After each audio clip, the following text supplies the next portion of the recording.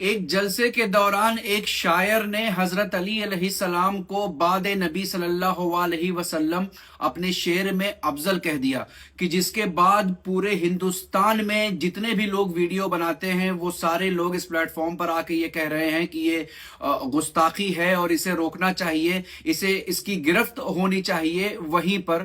تو میں ان سب کو اور سلمان اظہری صاحب کو جواب دینا چاہوں گا، مگر پہلے آپ یہ ویڈیو دیکھیں۔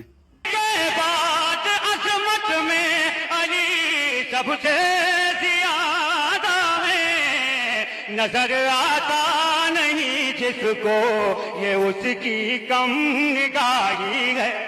آپ کو خلاصہ کلام میرا یہ بتا دوں کہ من جملہ اہل سنت و جماعت مشرق و مغرب شمال و جنوب اور متقدمین متاخرین پہلے والے اب والے سب کا متفقہ عقیدہ محمد صلی اللہ علیہ وسلم اللہ کے رسول ہیں، خاتم النبیین ہیں، رحمت للعالمین۔ ان کے بعد افضل البشر بعد الانبیاء بالتحقیق، تمام نبیوں کے بعد سب سے افضل انسانوں میں حضرت ابو بکر صدیق کی ذات ہے۔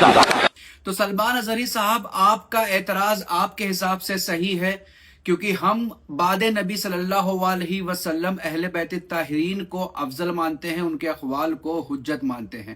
اگر آپ کو نہیں پتا تو میں آپ کو بتانا چاہوں گا کہ احد کے درمیان رسول اللہ صلی اللہ علیہ وسلم نے کہا کہ اے علی، تمہاری نسبت مجھ سے وہی ہے جو ہارون کو موسیٰ سے تھی اور موسیٰ کو ہارون سے تھی، مگر میرے بعد کوئی نبی نہیں ہے۔ تو کیا علی علیہ السلام افضل نہیں ہے؟ اب آئیے چلتے ہیں پہلے خلافت کی طرف۔ جب ابو بکر کو خلافت ملی تو کسی نے ابو قحافہ جو ان کے والد تھے ان کو جا کے مبارکباد دی اور کہا کہ آپ کا بیٹا مسلمانوں کا خلیفہ بن گیا ہے۔ ابو قحافہ نے جواب دیا کہ ابو بکر مسلمانوں کا خلیفہ کس بنا پہ بنایا اسے مسلمانوں کا خلیفہ؟ کیا وہاں علی نہ تھے؟ تو کسی نے جواب دیا کہ اس کو عمر کے لحاظ پر خلیفہ بنایا گیا ہے۔ ابو قحافہ نے جواب دیا کہ اگر عمر کے لحاظ پر خلیفہ بنایا گیا ہے تو میں تو ان سے زیادہ عمر میں ہوں، تو مجھے کیوں نہ بنایا گیا؟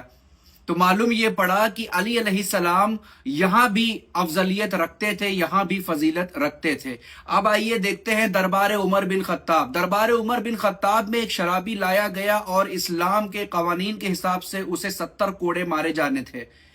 اس مجرم نے یہ اعلان کیا کہ مجھے کوڑے وہی مارے جس نے اپنی زندگی میں کبھی شراب ہاتھ نہ لگائی ہو۔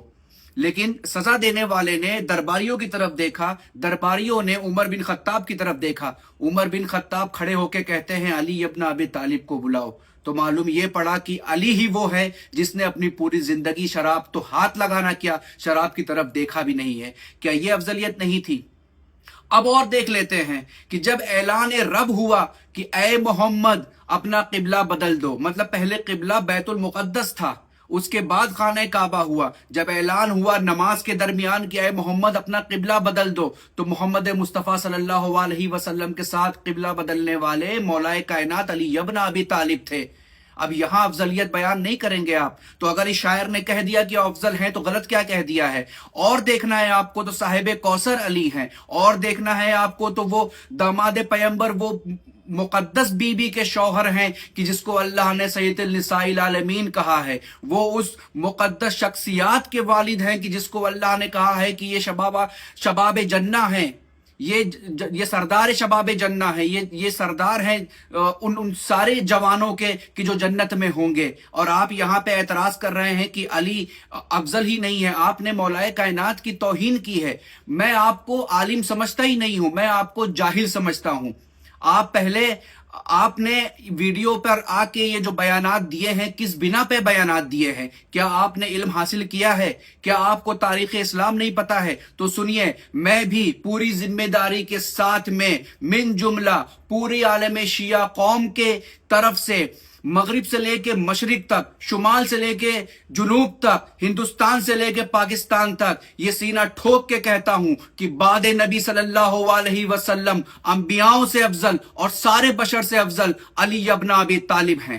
مولا بشر علم قدر فخر بنی آدم، بعد خدا بعد نبی سب سے بڑا علی، علی ہاں میرا مولا علی ہاں میرا